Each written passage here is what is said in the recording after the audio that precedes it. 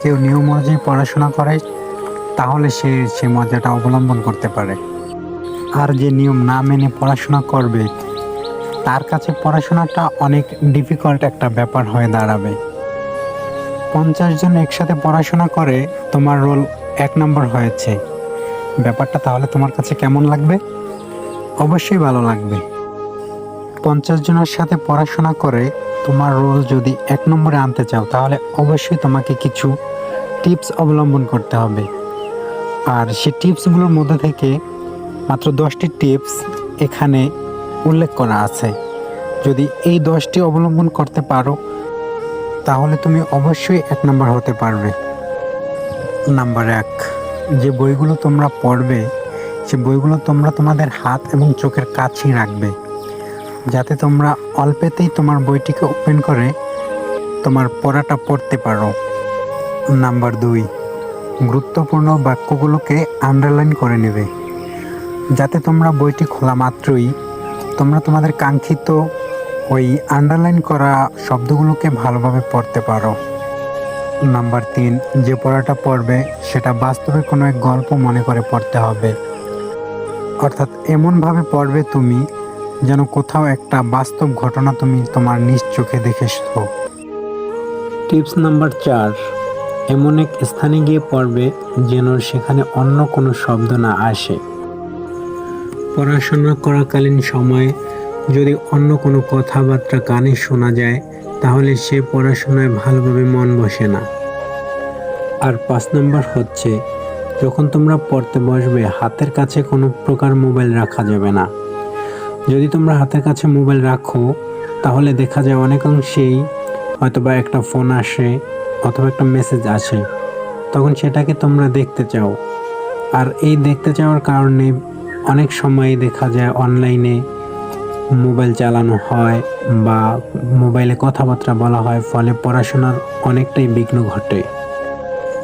6, একদম খালি পেটে অথবা একদম ভরা পেটে পড়তে বসবে না। যদি একদম খালি পেটে পড়তে বসো তাহলে কিছুক্ষণ পড়া মাত্রই পড়তে আর মন চাইবে না। আর ভরা পেটে পড়তে বসলে কিছুক্ষণ পড়া মাত্রই তোমার চোখে ঘুম আসবে। তাই একদম খালি পেটে এবং একদম ভরা পেটে কখনোই পড়তে বসবে না। নাম্বার 7, পড়ার সময় পড়াশোনা ব্যতীত অন্য কোনো চিন্তা মাথায় রাখা যাবে না।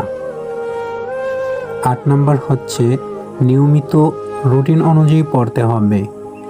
যখন তুমি পড়তে বসবে রুটিন দেখে পড়ে নিবে, যেন কখন কোন সাবজেক্টটা তোমার পড়তে হবে সেটা রুটিনেই তো লেখা থাকে।